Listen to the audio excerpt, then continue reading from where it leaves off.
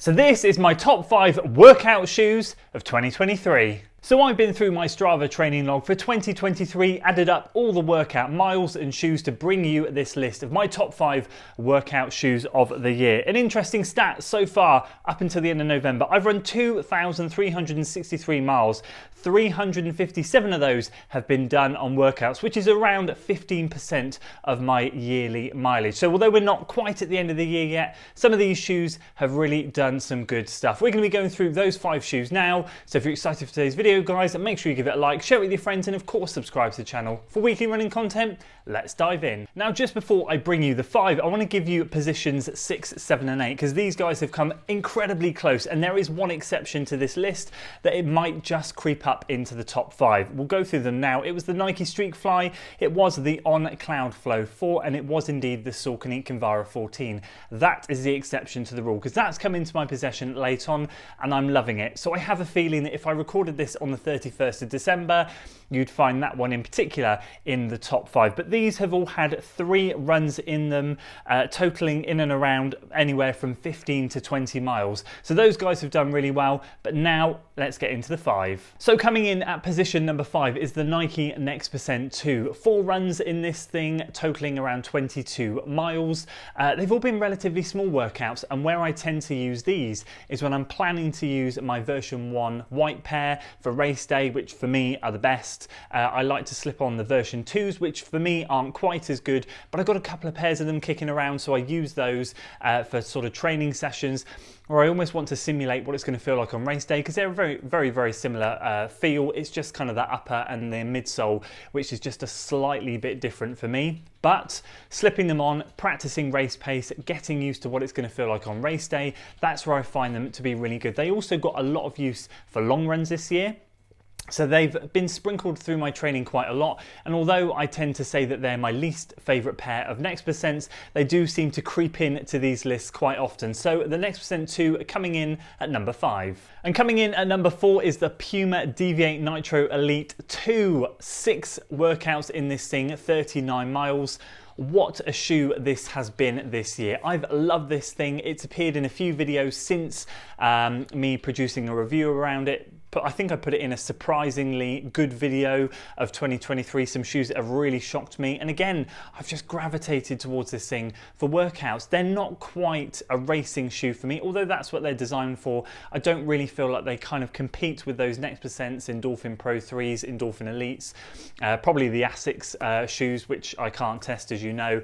So it's not quite at that level, but they are a brilliant training shoe. They give me a very old school racing flat type of feel, and I just feel like I can move really fast in them. They're so comfy. I do find occasionally that my calves are a little bit tight after using them, but it's nothing a bit of a massage gun action can't sort out. So for me, these absolutely fly. Great to put on feet, very lightweight, very enjoyable, and yeah, Puma have done a brilliant job with these. So the Deviate Nitro Elite 2s coming in 4th. And in number 3 is the Brooks Hyperion Max. Now this thing has topped the charts for pretty much all the mileage this year, the shoe I've run the most in, my long run workout shoe, my long run shoe in general. If you saw the previous video last week where I produced my top 6 used long run shoes, you'll know that one topped the charts. I have nothing bad to say about it, and of course it's a pair of shoes that I have bought for the 2nd time for my upcoming marathon training block. This got a lot of workout usage as well, 6 runs, 40 miles, so just 1 extra mile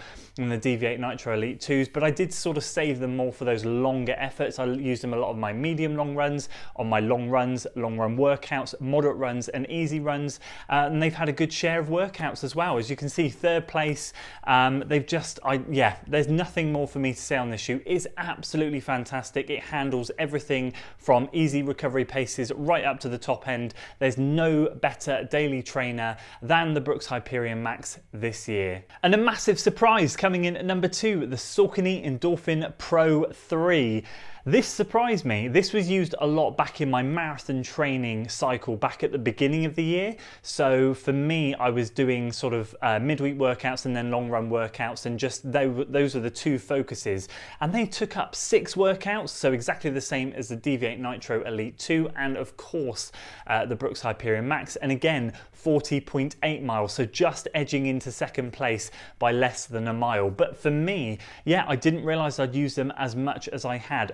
They're a pair of carbon plated shoes that if anyone asks me, I love running in the next percent, but I do want to try something else, then the Endorphin Pro 3 is exactly where I funnel people. They feel very, very similar, very enjoyable. I'd say they're a tiny bit softer than the next percents, but they still have that lovely propulsion that you get from the carbon plate and the foam. It's absolutely incredible shoe.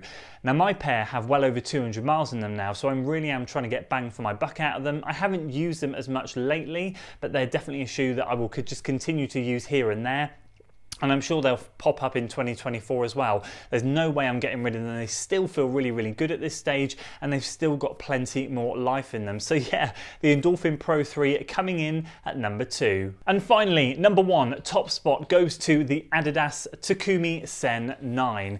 This shoe blew my mind when it came into my rotation, to be honest with you. Purchased it with my own money, got it in there, and I just couldn't believe how incredible it was. Sadly, it has come to an early end of life, 125 miles-ish. I just can't run in it anymore. It makes my legs too tight, my ankles roll in too much with it, which is gutting, because during those first sort of 100 miles or so, it was an absolute brilliant shoe. 11 workouts in it, 69.71 miles, so it is by far the best workout shoe of this year. I have seen some images of the 10 floating around on the internet, and it still looks like that medial side has that cutout, which means my foot will again roll in, so it's probably not a shoe that I'm going to pick up if I'm trying to get the most value for my money. I know that if it's the same design as the version 9, and sadly it's going to have exactly the same outcome, but whilst I had it and whilst it was firing on all cylinders and whilst it was in its first 100 miles, it felt really good. It just towards the end, my ankles started to collapse in a little bit too much, but I genuinely haven't found a faster speed day shoe. It compared to the Streak Fly, and then I think when I put them head to head, I've got to be honest with you, I think I would have chosen the Takumi Sens over the Streak Flies, and you guys know how much I love the Streak Flies. So yeah, the Takumi Sen 9 topping the charts with a whopping 11 workouts. Now, as I said, the only exception to this whole list is going to be the Saucony Kinvara 14.